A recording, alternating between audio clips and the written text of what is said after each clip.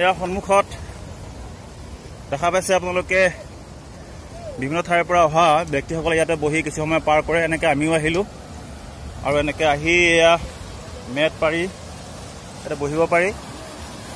তাৰপিছত এজন সেই তললৈ গৈছে, লুটি খাই পৰিব, এতিয়া পানীত ঠিক নাই, সেইটো পৰিলে তলত। এইফালে একদম ভূটানৰ এয়া দৃশ্য।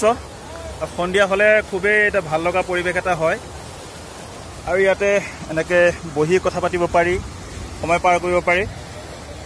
এয়া পানীৰ তলত খৰচোতা নদী, পানীতে বহি লৈছে এজনে, তেখেতে তেনেকৈ এনজয় কৰিছে ঠাণ্ডা পানী।